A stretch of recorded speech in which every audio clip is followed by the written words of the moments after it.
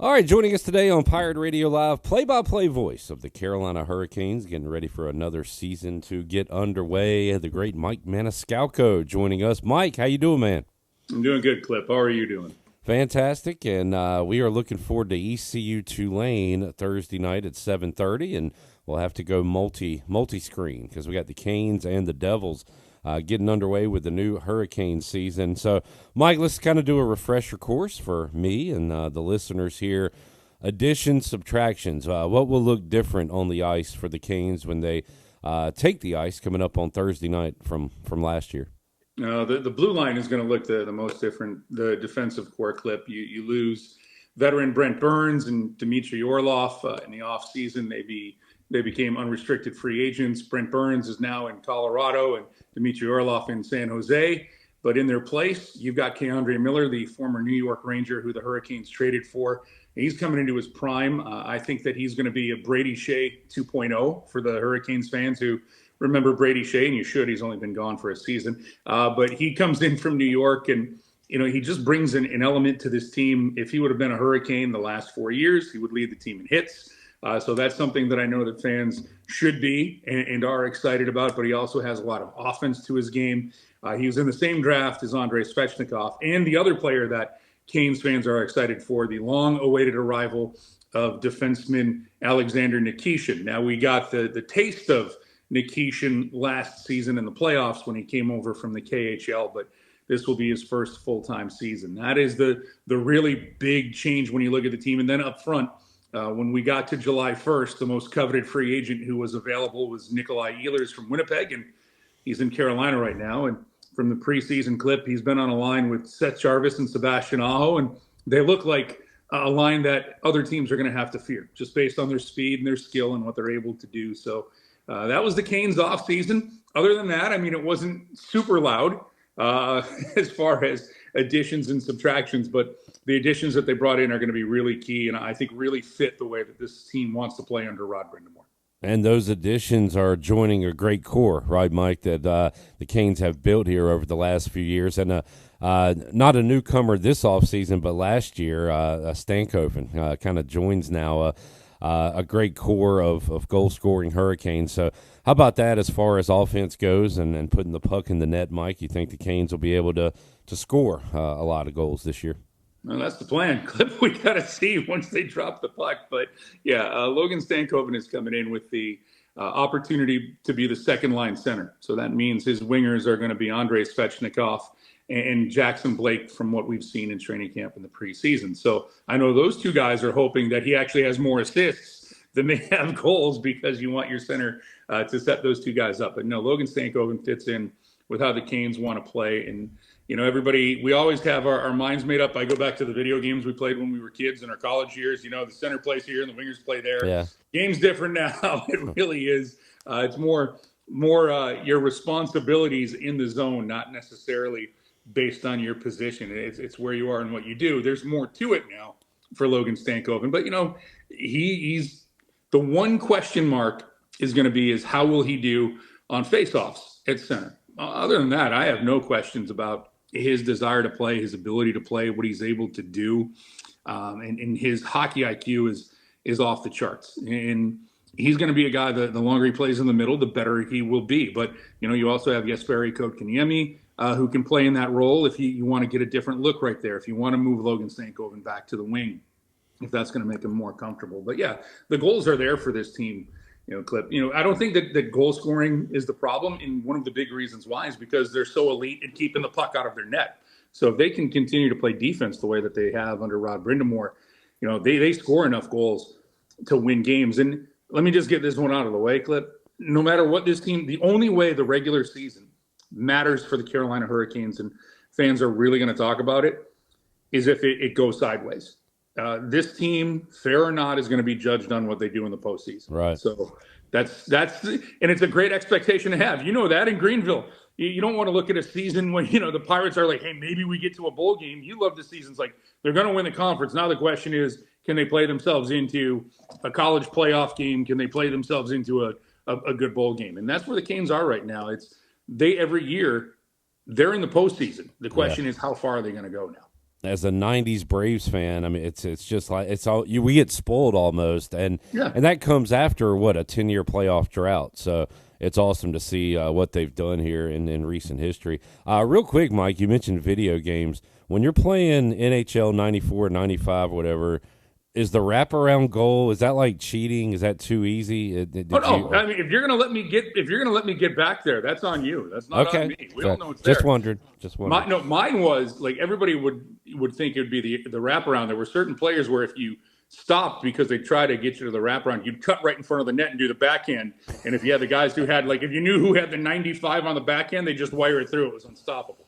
It's crazy because I hear like kids talk about Madden, but they don't really like football. I guess I was that way with the NHL '94 because I knew like Alexander McGillney and like all these guys, and never watched a hockey game. Watched a little bit of Caps on HTS, but that was it back then. But the funny thing is, I can remember video games that I played going 35 years ago. Like exactly what happened to it. I don't know what I did 35 minutes ago. 100%. Getting old is not a good thing, Clip. Mike Maniscalco joining us. Mike, let's talk about the goaltending heading into the 25-26 season. Who will be between the pipes for Carolina this year?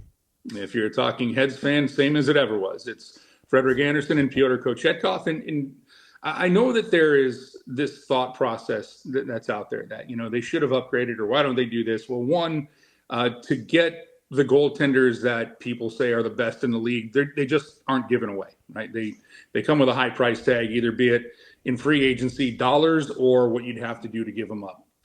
The Canes know that when Frederik Andersen and Pyotr Kochetkov are healthy, they have a goaltending tandem that's as good as anybody's in the league. And the numbers prove that. I'm not just saying this because, hey, I've got the Hurricanes logo on the shirt that I'm wearing and I work for the team.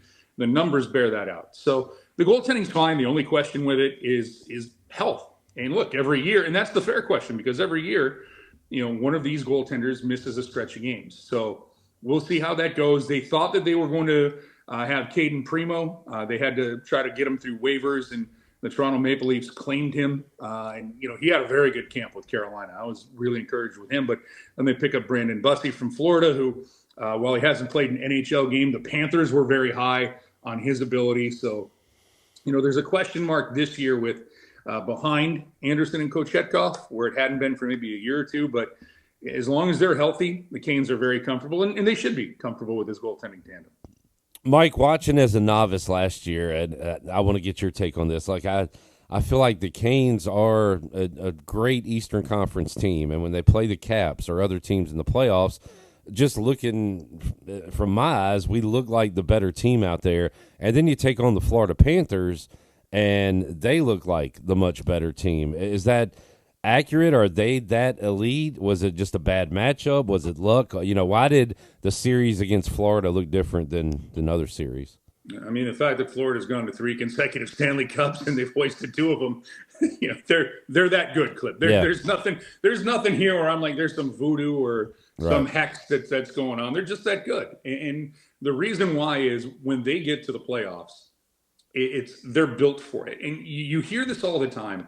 The playoffs are different. All right, you're a Braves fan, so I can throw this one back at you. The early 90s, that Braves team, game 1 through 162, dominant, unstoppable, right? Yeah. Because of the rotation that they had and the lineup. But when you get into the 8th or 9th inning and you need a closer or you need to get those outs, and the Braves tried. It's not like they didn't try to bring in closers, and they went with that. Sorry, as a Yankee fan, I will always love Mark Wohlers for throwing his 3rd best pitch to Jim Leyritz. Yeah. But it's, to put it in those terms, sometimes it's a bad matchup, just how you want to play. But Florida's excellent, and it's a top to bottom thing with how they play and how Paul Maurice has changed his coaching philosophy over the years to this is how you have to play to win these games in the postseason. They clearly have the goalie because, in fact, I'll go back 3 years ago.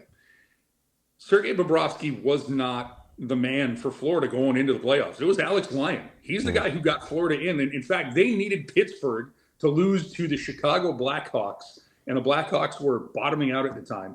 And that's how Florida got in. They switched to their goalie. And then all of a sudden, Bobrovsky, it's funny because Brad Marchand is now playing for Florida. He had the game on his stick with 10 seconds left that would have buried Florida, would have ended the series.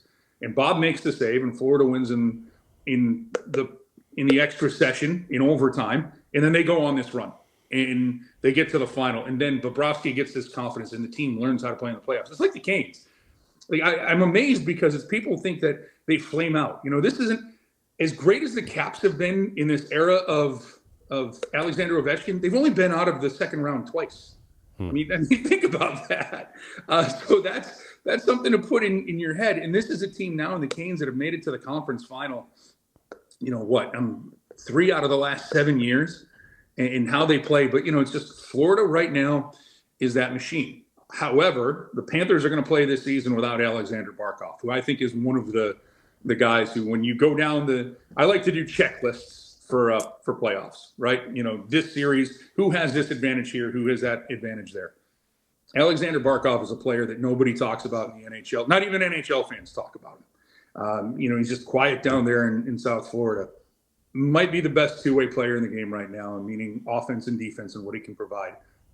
And he showed that in this last series. He becomes a matchup problem for Carolina. And I think part of it's a bad matchup, but the other part of it is, you tip your cap. How many great teams, I love talking sports because this takes me back to my roots here, Clip. How many great teams in the AFC in the 70s were they were great teams, but not only did you have to beat Pittsburgh, you had to beat Miami, and then you had to beat the Raiders, right? Nobody talks about the Baltimore Colts or the Houston Oilers. Yeah, they'll love you blue and Earl Campbell, but they don't get talked about as great teams because those teams were in front of them. And right now, Florida has put themselves in a real rare air because of how they play the game, how they're built.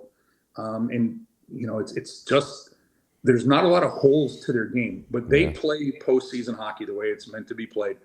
They don't get too cute. They get really, really tight defensively, which is a good thing, not meaning too tight to play. They come together defensively, and then their special teams is good. And when there is a breakdown, their goaltender just seems to go to this next level. Mike Maniscalco joining us today on Pirate Radio Live. Mike, I love your passion for sports. I share that, and we love what we do. I love what I do here at Pirate Radio, and folks can tell that you love what you do on a broadcast. And my dad, he raised me to be a Redskins fan and a huge basketball fan. Not a lot of hockey in our lives in Eastern North Carolina, coming from a farming family. It just didn't really fit.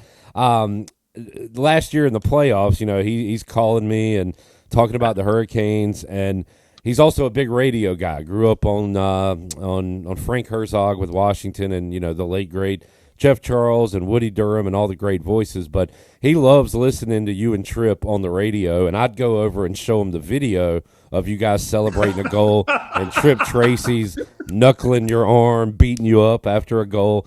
But man, it really comes through the airwaves, whether you're watching on TV or listening on the radio. And you got to love it night to night hanging with Tripp Tracy, Mike. That's got to be a dream. I mean, I get paid to do what I love to do. Honestly, I'm a huge sports fan. And if I wasn't going to play it, this was it. So I get that. The funny thing is there's 2 videos that didn't get to come out because we only put out the goal videos in the postseason of our call for wins. And there were 2 goals, and one of them was, I don't know if you're a big movie buff, but if you've watched any of the Marvel movies, the Avengers, there was a scene with the Hulk and Thor. And, they're sitting there, Hulk just kind of punches him and Thor goes through the wall. So Tripp had hit me so much, I knew it was coming. And there's this one thing, and I knew it's coming. So I throw the shot first, and he vaults off of the screen, which was really, really good. And then there's another one with Sebastian Aho where he, there's basically not a chest bump, but it's one of those things. And again, I have the size advantage in the booth. But, it's a joy because, he's got such a passion for the game, and it's easy. We're not just guys who work together. There's some guys who are great broadcasters and they can, isn't that a great team? But the chemistry is not there. Tripp and I genuinely enjoy being around each other. And it comes through in the booth. And it's like I've joked before, and I think I've said it to you, Clip. I'll say it again. For the people who remember the David Spade and Chris Farley movies. It's as if they swapped bodies. I have David Spade, but I'm in Chris Farley's, it's Chris Farley's body with David Spade. And, he's Farley and Spade's body. It works, and we recognize that. And, don't forget, we have Hannah and Shane when we're not on radio, when we're on TV, on FanDuel Sports Network. And Hannah's like our sister. We absolutely adore her. She's one of the best people on planet Earth. And Shane Willis, despite not cheering for Team USA, where he and I usually have some issues on that, but he's Canadian, so I have to forgive him. Despite that, no, Shane is the best, and his insight and his breakdowns and being able to be around him, it's just a great group. And when you love what you do, for me, if there's whatever going on in the 21 hours of the day that aren't great or whatever, when that puck drops and I get to do that job with those people, and there's great people behind the scenes too, but I'm really, it's corny and cheesy, and people say it, I'm blessed to do what I do. And, I also have, by the way, a really, really good team to talk about, Clip. Sure, that helps out. Because for 82 games plus, that helps, no doubt. As being a Washington fan, the real test for Frank and Sonny and company was when they weren't good. And I always remember Sonny Jurgensen to Sam. They were playing Tampa, and I think Tampa just beat the tar out of them. And Jurgensen goes, "Well, we wasted another perfectly good pregame show." It's like, so when you can, you don't want those, but when you can have that kind of fun with the team, it makes everything better. And we have that ability, and it's very nice of you to say, "Tell your dad thank you very much," on behalf of all of us. I just like when Sonny would blame Sam Huff for the defense giving up points, and Sam would say, "Well, hell, Sonny, y'all got 10 points today. Score some damn points." They'd start arguing. It was great. Mike Maniscalco joining us. And while we're being corny, Mike, I bring this up with Wade Minter a lot. And it's the Hurricanes have such like a family atmosphere. It really is the state and the region's team. And we got a lot of fans here in the East. Seeing Blake Harrell sound the siren in a playoff game was awesome. That got Pirate fans fired up. But I don't know what it is. No matter what European country these players are from, or if they're from Canada or the States or whatever, the Canes have a down-home feel. You get what I'm saying? Do you get that feeling at all? Well, that starts with the head coach. It starts with Rob Brindamore. Yeah. That's where it comes from. And it's, the weird thing about sports is you don't have to like everybody in the locker room, right? If you've ever played a game, it's hard. It's hard to get, 6 people who work together to get along all the time. But and it's not just the coaching staff, it's the training staff as well, and the equipment managers. It's in that room, there's this sense of it's we, it's not me, it's about that. And that's the culture that Rod Brindamore has put into place. And, when you have people like Jordan Stahl and Sebastian Aho and Jordan Martin, like, these are good guys, and they don't tolerate a lot of nonsense in the locker room. And if there is, you can run down the list. There are guys who, if you don't fit it, you're not here very long. And it's because there is that in this market, they know they got to come together. They've got to be that unit, that cohesion. And look, if you like or respect the guys who you're playing with, no joke, you play a lot harder for them, right? Yeah. You do. Again, you don't have to. The Oakland A's of the 70s were fighting on planes, and they won. So I don't want to pump the tires too much, but I think that's one of the keys for the Hurricanes, that there is that behind the scenes, and that comes from the head coach, because he knows what it takes to win. Mike, great stuff, man. Looking forward to the season, and appreciate you coming on Pirate Radio, talking Canes hockey with us. We'll catch up with you in 2026, kind of see where we are, and talk more Hurricanes hockey. But cannot wait to hear you and Tripp for another season of Canes hockey. Looking forward to it, and we'll talk again down the road, buddy. I appreciate you, man. You got it, and you can call me earlier than 2026. Well, also, I don't like to bother you. I can always say no. And the other thing that I want is the next time we do this, I just need to get as comfortable as you are recording this interview. If I can get to that level, maybe I can actually unwind my personality a little bit. The great Brian Bailey complained. He sits up because these chairs, they will suck you in. Oh, and after a while, I was just like, you know what? Screw it. I'm just going to relax and talk to Mike Maniscalco. So, well, no, because having done that, when you get a comfortable chair, you can lose your thought because, this is comfy. So thankfully, I did not pick the chair I'm sitting on in my house, and it keeps me at attention. So it's a good one. 100%. Next time, I want you reclining, Mike. Done. Appreciate Done it, man. done. We'll hear you Thursday night. Looking forward to it. Yeah, Clip. Thank you. Take care.